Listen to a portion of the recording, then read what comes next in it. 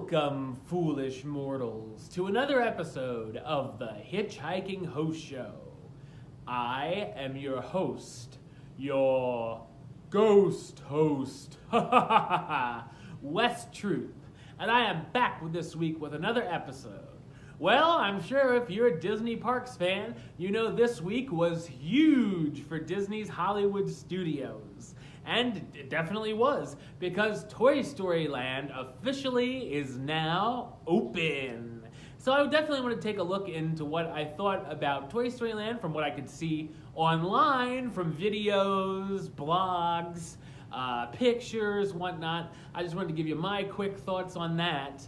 I will be checking out Toy Story Land in person when I go on my vacation in October, so I'm definitely looking forward to see it in person. Of course, these are just my thoughts on what I thought it looked like from the screen, from the computer, from the phone, whatnot. So I'm sure some people that have been there in person might say something looks better, or this isn't as good as you might think it is. But this is just what I'm going off of. And also, there's some more Disney Parks news as well that we're going to talk about. Next week, we're going to take a more in-depth look at Pixar Pier over at Disney's California Adventure and the Incredicoaster. But I just wanted a separate episode to do that from Toy Story Land. I didn't want to throw them all together. So next week, we'll take a closer look at the Incredicoaster and Pixar Pier. But let's get these shows on the road.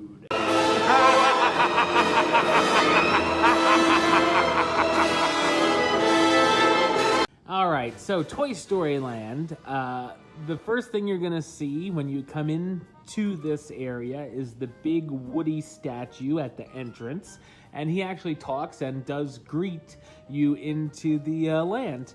The theming for this land looks incredible.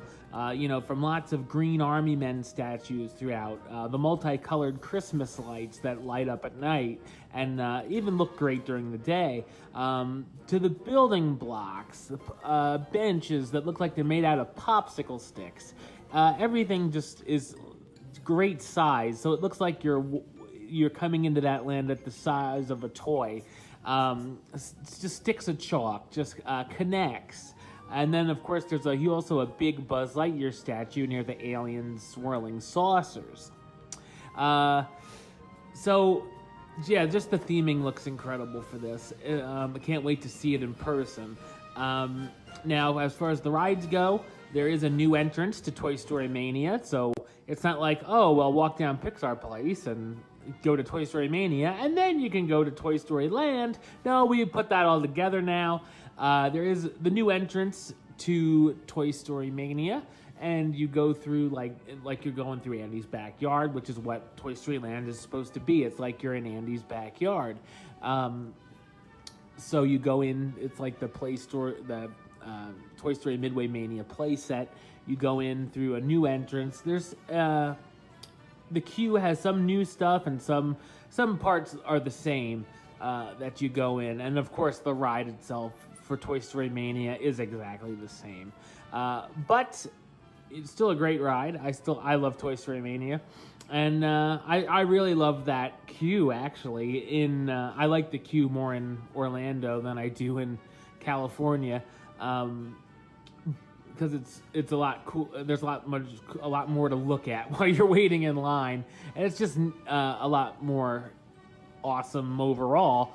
So I'm glad that they sort of kept it and changed it up a little bit, but it still has sort of the same feel, at least from what I can see. When I see it in person, I'll be able to tell better.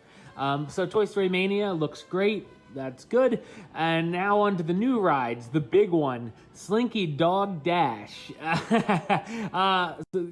This is getting a long line as we speak right now, depending when you're watching this video. If you're watching it soon after the ride opened, it looks like it's a lot of fun. It does. I wasn't sure how it would be from the drawings and stuff, and it looked like it would be this type of ride. It goes around a lot before the pullback launch part. I was watching the videos and stuff on it, and I was surprised. I thought, oh wow, it doesn't just start off right at the launch. Like, it's not like Rock and Roller Coaster or anything like that. It goes around the track for a good amount. And then they do the pullback launch. It's not fast like Rock and Roller Coaster.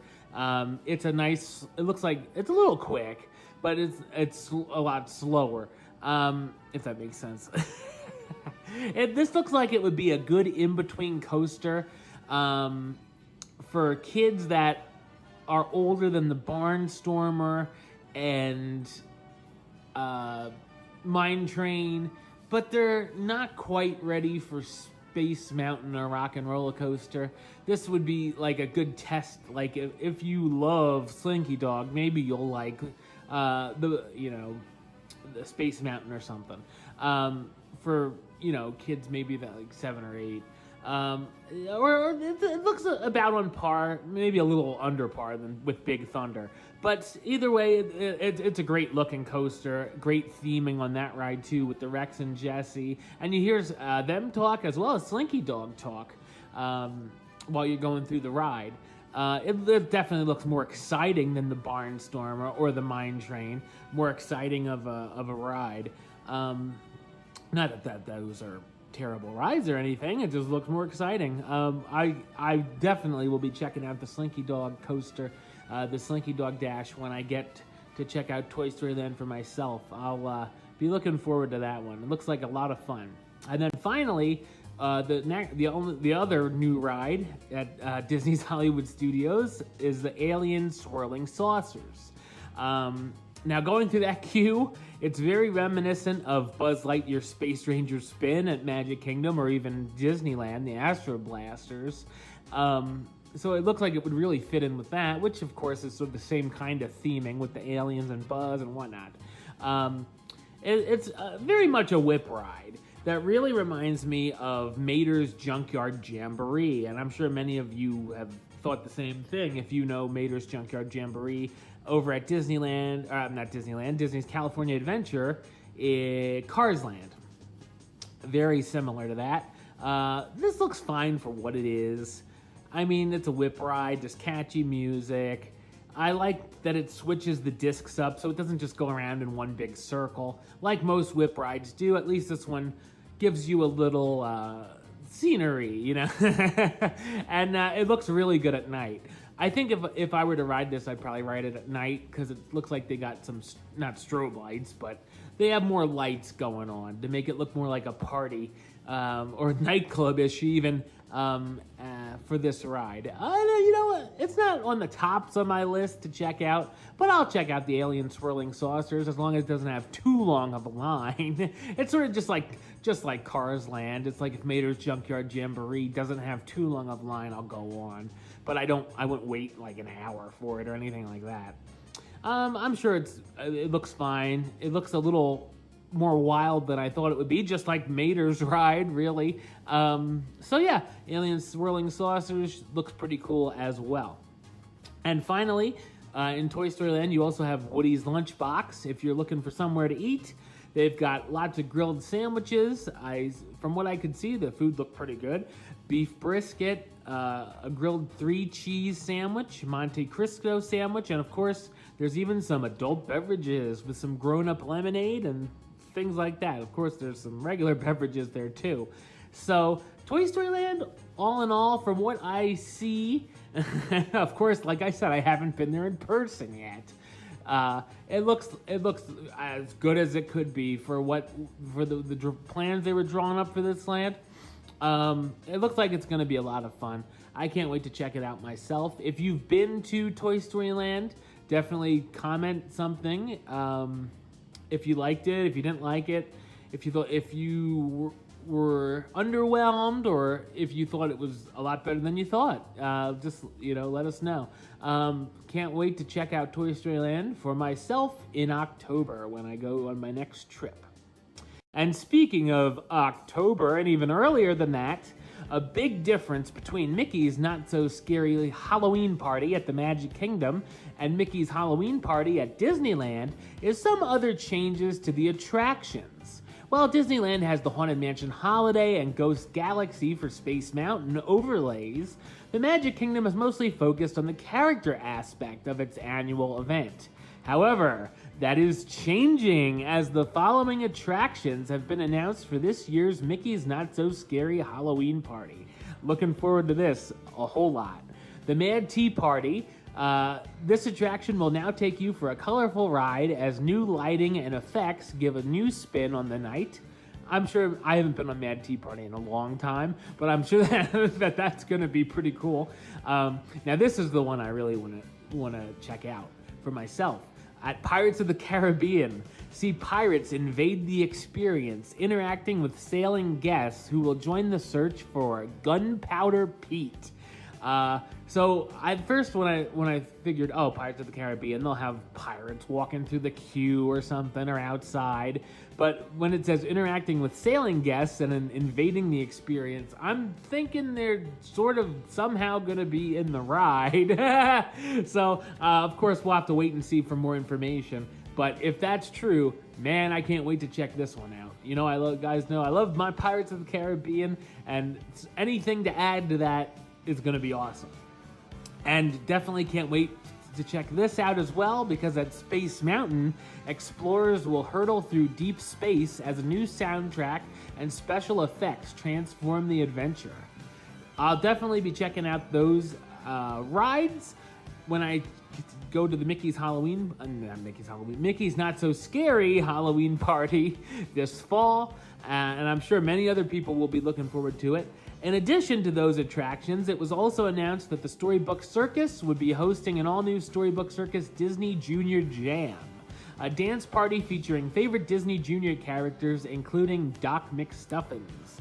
I will not be that, as, yeah, you know, I don't want to be too much of a creep, right?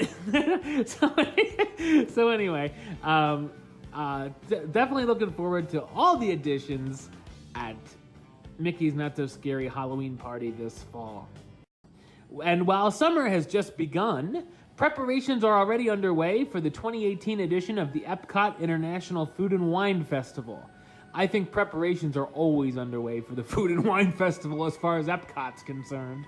And bookings for select special events, including Party for the Senses, the Eat to the Beat concert series, and the Mix It, Make It, Celebrate It hands-on workshops, as well as a new event, Sunday Brunch with the Chef, are now available. And of course, reservations can be made online at the official Epcot International Food and Wine Festival website. So definitely, if you're interested in booking any of those packages, definitely check out the Food and Wine website. And work has been ramping up over the past few months on the Disney Skyliner project. No, not Guyliner, Skyliner. And earlier this week, social media users were able to catch a few quick glimpses of the Skyliner gondolas cabs being delivered to the resort, which is very exciting to start seeing that coming together. Can't wait to see that when it's all done. But it's certainly exciting to see that these gondolas are arriving. We still probably won't be able to ride the vehicles until 2019, when it's supposedly going to be up and running. So my next trip, I'll be able to ride the Skyliner. Awesome. Definitely, I'm sure you guys are looking forward to the Skyliner as well. In a new update to My Disney Experience app, another one, guests can now view up-to-the-minute estimates for when the next buses will depart from their Disney Resort hotel and when they will complete their journey to their destination. Bus information updates in real time to provide the most current estimates for buses heading to all 4 theme parks, the 2 water parks, and of course the Disney Springs area. Guests can access the feature throughout their stay by tapping See Bus Times when viewing an active Disney Resort hotel reservation associated with their account. Definitely something handy to have. I've spent a good amount of time myself waiting for Disney buses.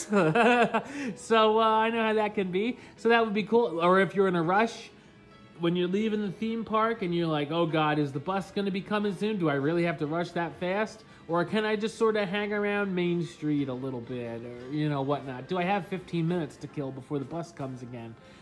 Well, now you'll know. And of course, same thing with the hotel. Do I need to rush through the lobby, or can I just sort of stroll through the gift shop because I have 10 minutes to kill? Yeah, so definitely very handy to have. That is on the My Disney Experience app, of course. Something you definitely want to download if you're going on a Disney Parks trip. All right, well, that's the show. I'll be back next week with another Hitchhiking Host Show where we'll talk about what went down in the Disney parks. But until then, don't forget to subscribe right here on YouTube. YouTube.com/HitchHostShow. Like the show on Facebook, Facebook.com/HitchHostShow. Follow on the Twitter @HitchHostShow. And if you want to listen to the show, or you are listening to the show, do so over on Podbean, HitchHostShow.podbean.com.